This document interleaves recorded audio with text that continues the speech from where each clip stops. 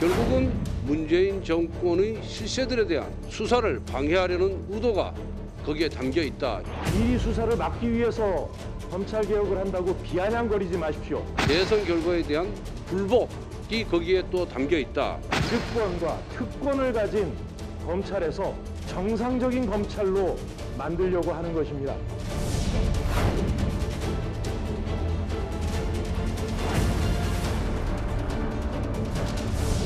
검수완박은 헌법 정신과 가치를 훼손한다고 생각합니다. 충분한 검토 없이 바꿔버리면 국민들에게 저는 엄청난 피해가 갈 것이라고 생각을 합니다.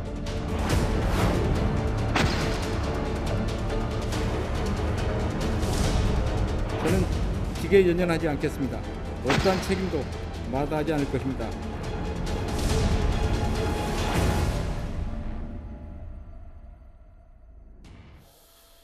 예, 월요일 뉴스탑 10은 바로 여기부터입니다. 검찰 수사권 완전 박탈, 이른바 검수완박을 둘러싼 갈등이 이제는 정치권을 넘어서 여의도 민주당 대 서초동의 검찰 대결로까지 옮겨 붙었습니다. 내일 민주당 의원총회를 하루 앞두고요. 오늘 김호수 검찰총장이 주재한 전국 검사장 회의가 있었습니다.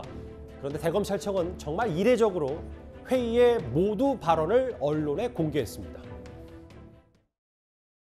검찰 수사를 제도적으로 금지하는 것은 현진 법제에서 유례를 찾아 볼 수 없습니다. 검찰이 수사를 못하게 되면 범죄자는 제대로 처벌되지 않고 피해자의 고통은 늘어납니다. 국민은 더 많은 불편을 겪습니다. 검찰 수사 기능이 폐지된다면 검찰총장인 저로서는 더 이상 직무를 수행할 아무런 의미가 없습니다. 저는 직에 연연하지 않겠습니다. 어떠한 책임도 마다하지 않을 것입니다.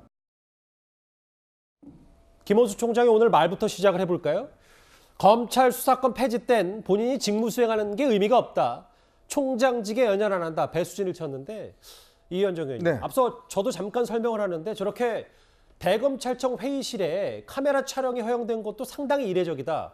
검찰 내부 분위기가 예전이랑 좀 다른 겁니까?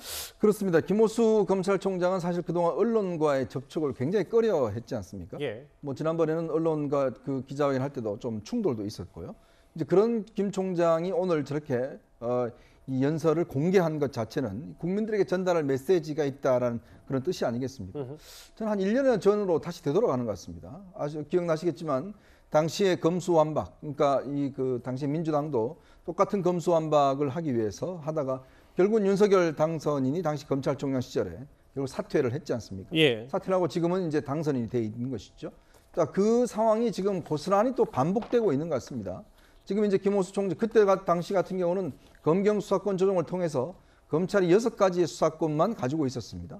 근데 지금 민주당이 추진하고 있는 검경 수사 검찰 이 개혁은 검찰의 수사권을 모두 다 없애는 겁니다.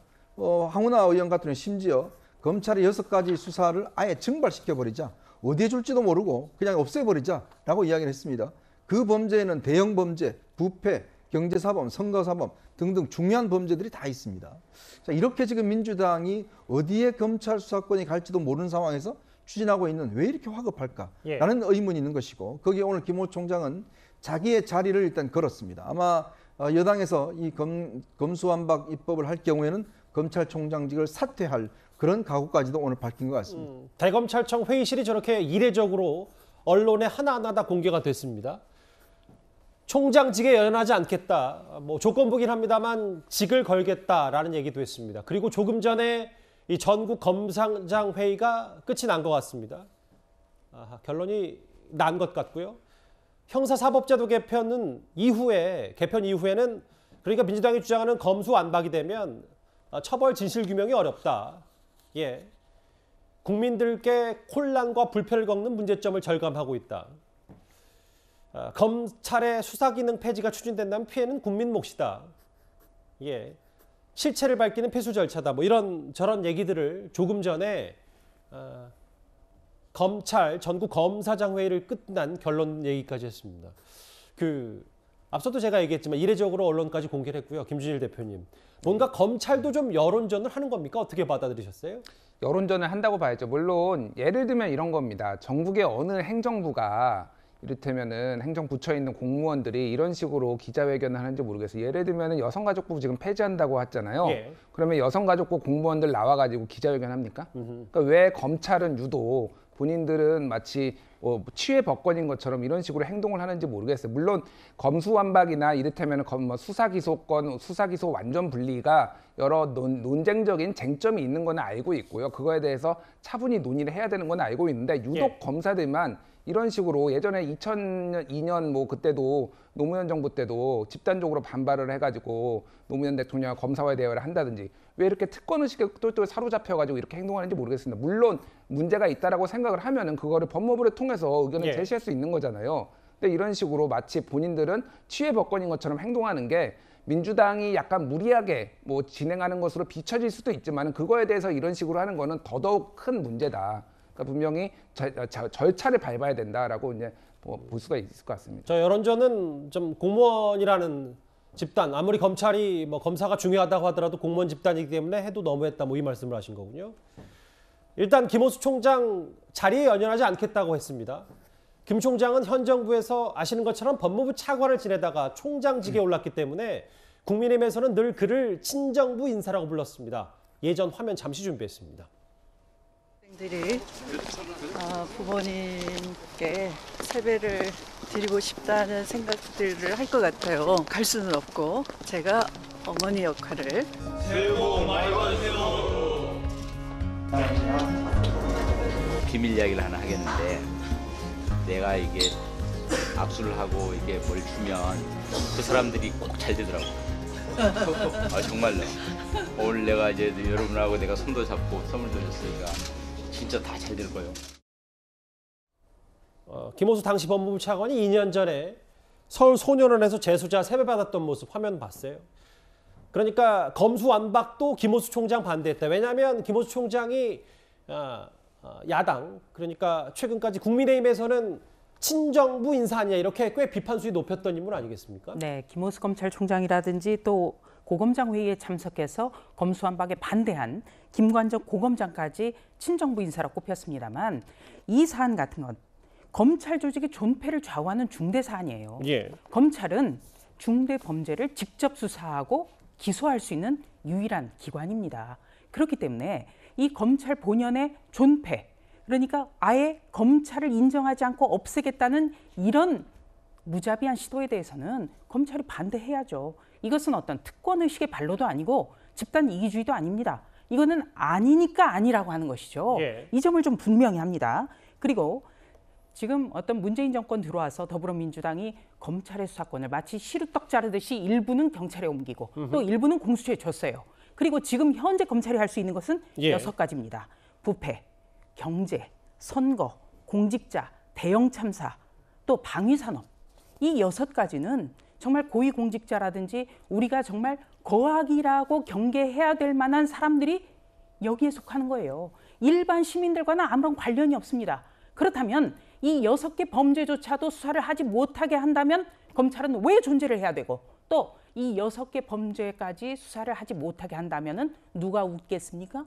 거악이 웃는 거예요. 거악이 활개칠 수 있는 그런 세상을 만들겠다고 하니까 예. 검찰에서는 공개적으로 반발을 하는 겁니다. 이건 당연한 겁니다. 이것을 마치 검찰이 밉다고 해서 검찰의 이기주의라든지 또는 해서는 안 될 행동이라든지 이렇게 매도해서는 안 된다고 생각합니다. 복경 대변인, 네. 그러니까 검찰 얘기는 검찰 수사 금지가 유례를 찾아볼 수 없고 국민들이 불편하다. 문재인 정부에서 임명한 김호수 검찰총장이기 때문에 어쨌든 이게 뭐 집단 이기주의든 어쨌든 좀 얘기는 귀를 기울여봐야 되는 거 아닌가, 저 목소리에. 조수진 의원의 지적은 어떻게 생각하십니까? 예, 뭐 일면 타당한 부분이 있다고 생각합니다만 지금 현재 이 검찰의 수사권, 기소권 분류와 관련해서는 또 문재인 대통령의 대선 공약이었습니다. 그때부터 시작돼 오다가 그것보다 먼저 앞서는 것이 이제 공수처, 뭐 고비처 여러 이름이 거명되다 지금 이제 공수처가 만들어졌는데 예. 이 공수처가 정치적 타협의 산물로 해서 결국은 그 하나의 지청보다도 작은 규모로 현재 만들어져서 수사 기능이 사실 굉장히 왜소합니다. 그러다 보니까 이 검찰의 기능은 여전히 그 존재를 하고 있고 그리고 6개 주요 기능의 수사를 하고 있습니다만 사실상 그것이 전부나 마찬가지고 지금도 실질적으로 경찰 수사와 검찰의 관계는 지금 그 일부분 분리는 됐습니다만 실질적인 협조 관계에서 수사 지휘를 사실상 하고 있다라는 것들이 일선 경찰들의 이야기거든요. 예.